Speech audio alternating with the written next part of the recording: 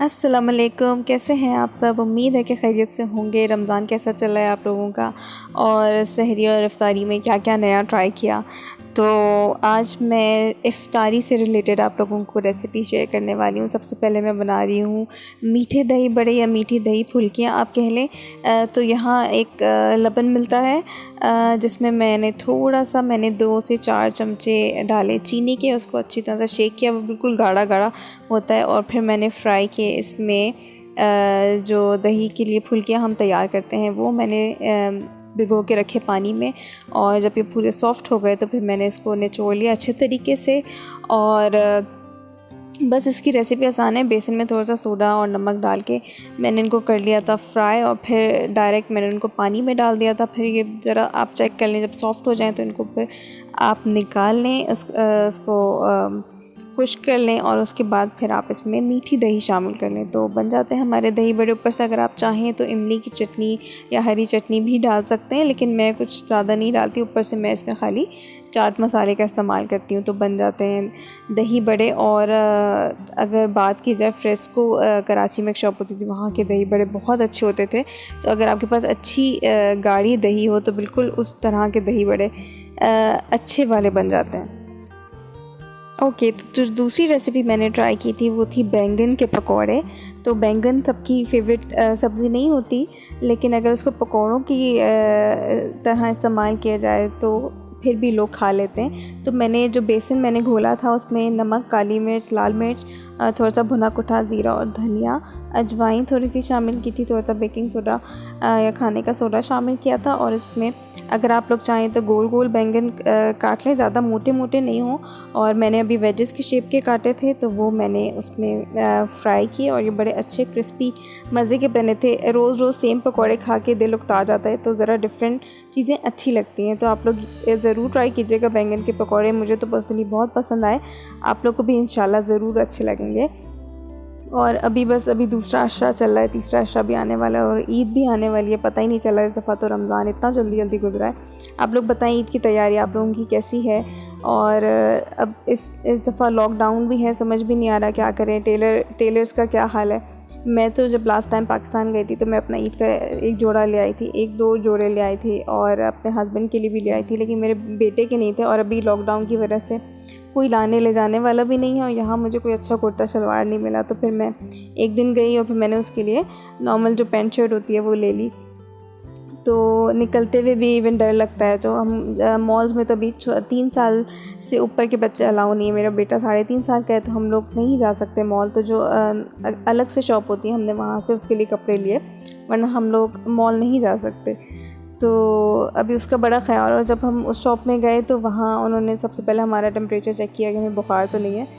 तो ये सारी एहतियात बहुत ज़रूरी है आजकल। और बस साथ साथ मैंने बनाए थे पालक के पकौड़े। बस पालक के पत्ते को जो मैंने बेसन घोल के रखा था, जो बचा हुआ बेसन है उसको इस्तेमाल किया बेसिकली। और बस पालक को उसमें डिप किया, पालक के पत्ते को, और उसको कर लिया फ्राई। तो ये बड़े अच्छे क्रिस्पी से बनते हैं। अगर आप लोग को इस तरह बिल्कुल इस शेप में नहीं करनी तो आप पालक को चॉप करके डाल लें, उसका भी अलग फ्लेवर है। लेकिन इसका जो पूरा पत्ता हम फ्राई करते हैं इसकी अलग ही बात होती है। तो बस इस तरह का मैंने तैयार किया था पकौड़ों का प्लेटर। और थोड़ा थोड़ा अगर आपकी सब्ज़ी आती है तो थोड़ी थोड़ी सब्ज़ी आप पकौड़ों में शामिल कर लें। तो मुझे तो डिफरेंट पकौड़े ट्राई करने का बड़ा दिल चाहता है और अच्छे लगते हैं।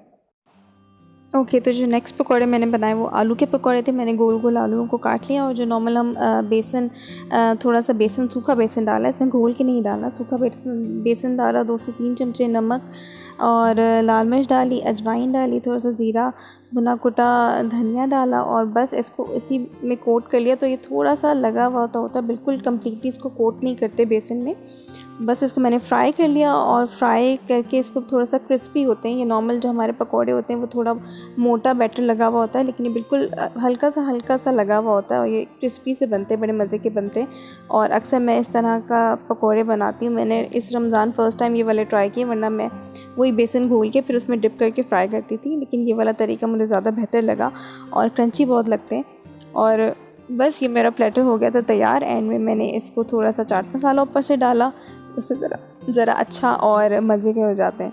और बस साथ में मेरे पास चने थे, थोड़े से खजूर थे, दही फुल्कियाँ थी, तो मेरी इफ़्तारी थी तैयार।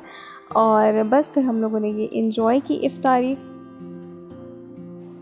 ओके, तो ये थी सारी हमारी इफ़्तार की रेसिपीज़। उम्मीद है कि आप लोगों को अच्छी लगी होंगी। और अब झट से हम आ जाते हैं सहरी की तरफ। सहरी में मैंने बताया था सब्जियों का रायता, उसमें मैंने नमक, काली मिर्च, लाल मिर्च डाली थी, थोड़ा भुना कुटा ज़ीरा और धनिया शामिल किया था। और फिर मैंने फेंटी हुई दही को अच्छी तरह से फेंट लिया था और उसमें मैंने चाट मसाला शामिल किया। और ये बनाया था मैंने सब्जियों का रायता। तो आपके पास जो भी सब्जियां हैं आप उनको कर लें बॉईल। सबसे पहले मैंने कौन कौन सी सब्जियां ली थी, मैंने लिया था आलू, और मैंने ली थी फूल गोभी ली थी मैंने, और इसके साथ मैंने थोड़ी गाजर ली थी। इसको अच्छी तरह से फुल बॉईल कर लिया मैंने। और उसके बाद फिर मैं इसको इस रायते में शामिल करूँगी और उसको मिक्स करूँगी। अगर आप लोग चाहें तो खाली आलू का बना सकते हैं, लेकिन मुझे मिक्स सब्जियों का ज़्यादा मज़े का लगता है तो मैंने वो बनाया।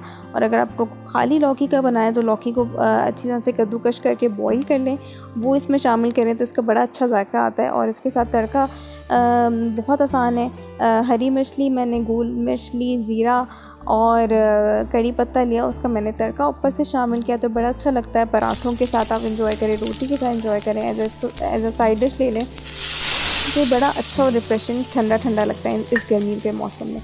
तो बस अगर आप लोग को और रेसिपीज़ इस तरह की चाहिए और अगर आप लोगों को मेरे चैनल की ये चीज़ें अच्छी लगती हैं तो लाइक शेयर और सब्सक्राइब ज़रूर करिए। दुआओं में याद रखें, अपना ख्याल रखें। अल्लाह हाफ़िज़।